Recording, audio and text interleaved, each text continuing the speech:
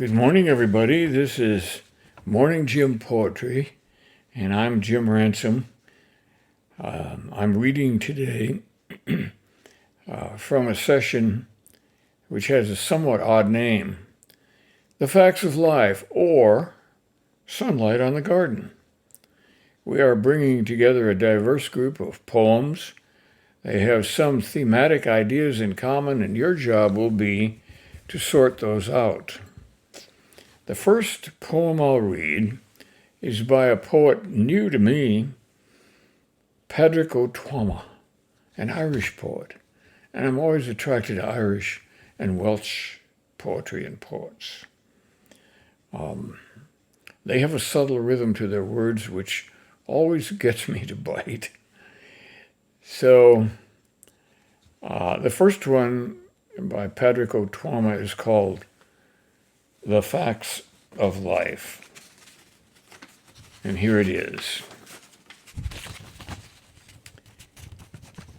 The facts of life, that you were born and you will die, that you will sometimes love enough and sometimes not, that you will lie, if only to yourself, that you will get tired, that you will learn most from the situations you did not choose, that there will be some things that move you more than you can say, that you will live, that you must be loved, that you began as a fusion of a sperm and an egg of two people who once were strangers and may well still be.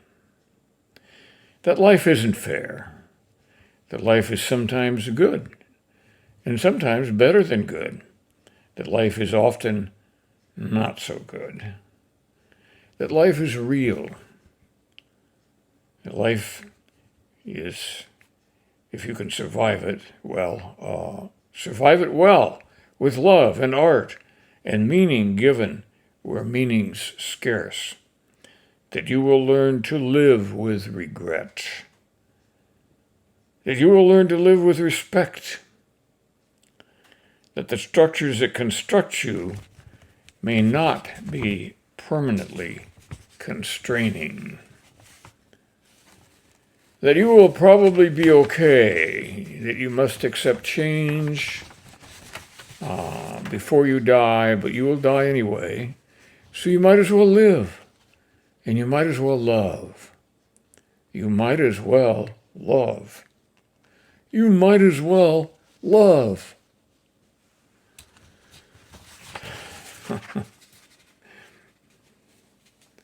An interesting poem by Padraig O'Tuama. And mostly, I think we'll all agree with much of this poem. Who hasn't thought that life isn't fair, that you will tell a lie, and that life is real and that you must accept change? Here are two poems that bring some of this into stark reality. The first one is called Footage from Aleppo by Roy Beckmeyer, a Kansas poet, who has published a book entitled Stage Whispers, from which this poem is extracted. Footage from Aleppo. Laser-eyed bombs streak in, unheard and unseen, until the earth, flash-blinded by frenzy, grabs the sky by the throat, shakes it, erupts, riles up. A flock of short-toed larks takes flight at the madness, sweeps over the roadside in an aching cloud, a dancing random swirl, its movements mirrored for just a moment by a dead man's keffiyeh, blown free, billowing, birds and scarf, a stark calligraphy, a sort of script, a staging, a new orthography of atonement. That's a powerful poem by Roy Beckmeyer. And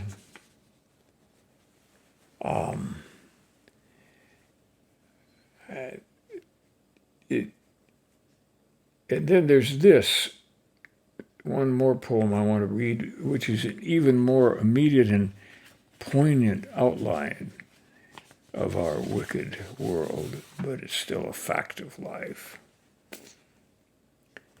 The title of this poem is Uvalde, Texas, May 24th, 2022. I want the straight-arm warriors disarmed. I want burbling baby mountain cats instead of butchering Panthera leos. Do you want that too, or do you want all that bloody red meat with emphasis on bloody? I want to hand you a chaplet or a rosary or a garland of jasmine or a white noise machine to dulcify the caustic of your rhetoric, so hard and heart-wrenching. Can you want that too? Can you self-medicate with love? Can you untie yourself from autoimmune knots and give us all big sloppy get-well wishes filled with the ballast of chocolates, not the bite of bullets? What is the point of hurt? Why the cancer of killing? I want us to limp away from the din and discord. Then let us lean into tolerance and adopt a baby full of the scars of compromise until finally there is only one nation, under God, indivisible, with a long, peaceful life expectancy for all. Please, I pray, please want that too. That poem is by Ruth Moss, a friend of mine, also from Kansas, and an excellent poem and an excellent poet. You can see the feeling in this poem, a feeling that reaches out for a United States of America that is free from killing. One nation under God, indivisible. I think we do all want that.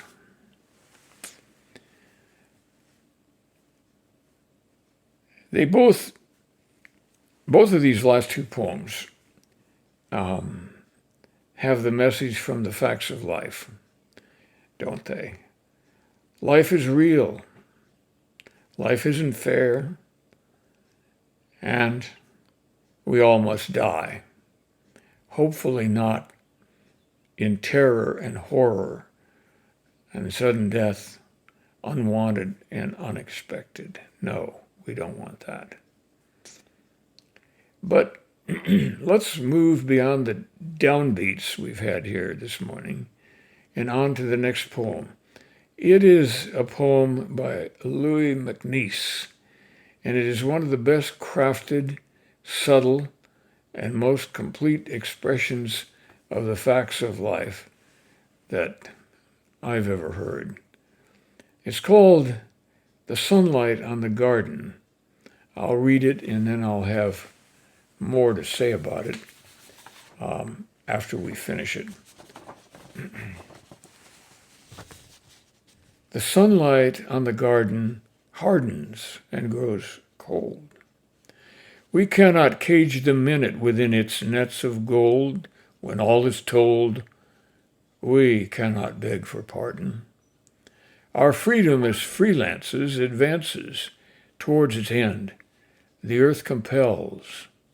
Upon it, sonnets and birds descend. And soon, my friend, we shall have no time for dances.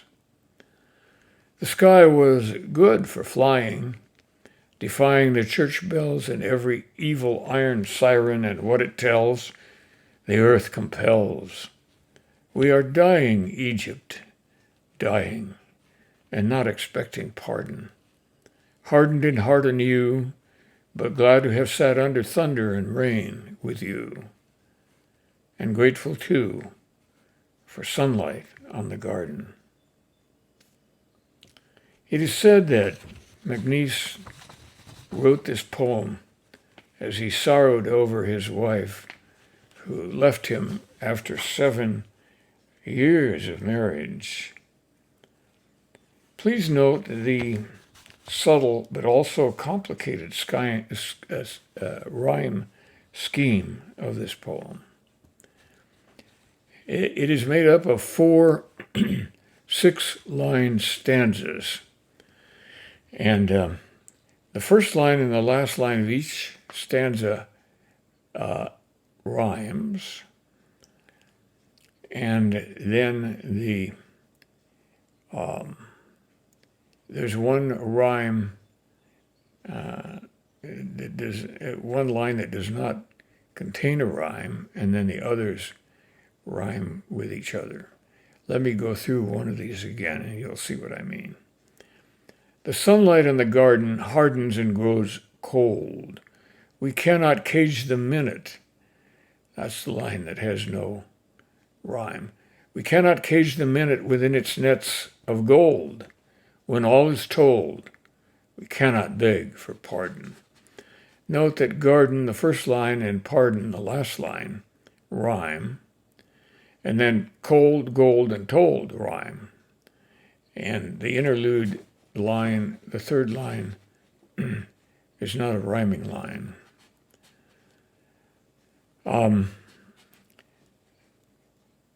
Then let me call to your attention that after we've read the first 3 stanzas, we come to the last stanza.